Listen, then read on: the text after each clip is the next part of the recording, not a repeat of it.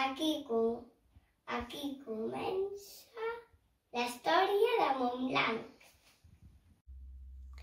La gent del poble estava atemoritzada per un drac.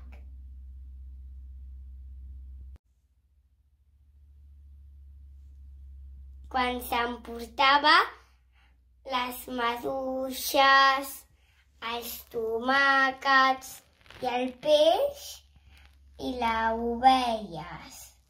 Tot el que volia. I va deixar Montblanc sense res, oi? Sense res. Cavallers, aneu a matar el drac! Quan els cavallers van arribar a la cova del drac es van quedar sorpresos. El drac havia preparat un deliciós menjar.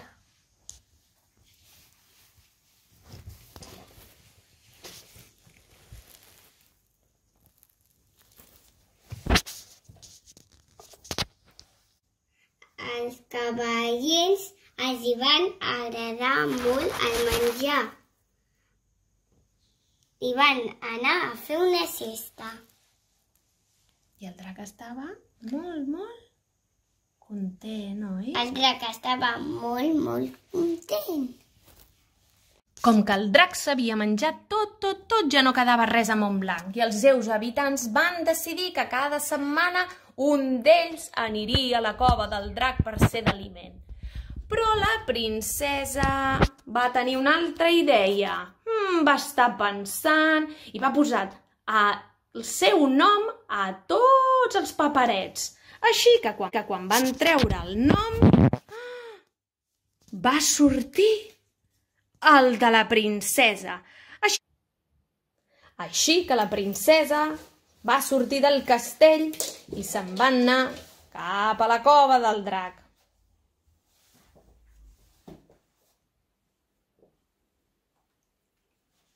Adéu, papa rei!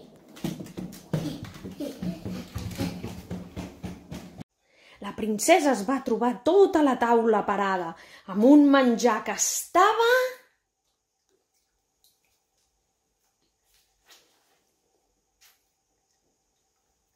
boníssim.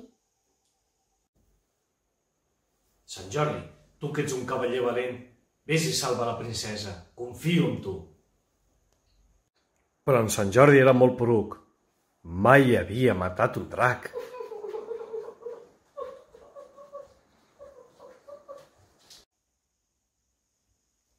Quan va arribar el cavaller Sant Jordi es va trobar la princesa tombada al terra i es va pensar que era morta. També va veure tots els cavallers, però no sabia que estaven fent una becaina. Quan el drac va sortir de la cova, es va trobar el Sant Jordi i el va veure que es va desmaiar. Quan el Sant Jordi es va despertar, li van dir que farien un restaurant junts. Us ha agradat el conte?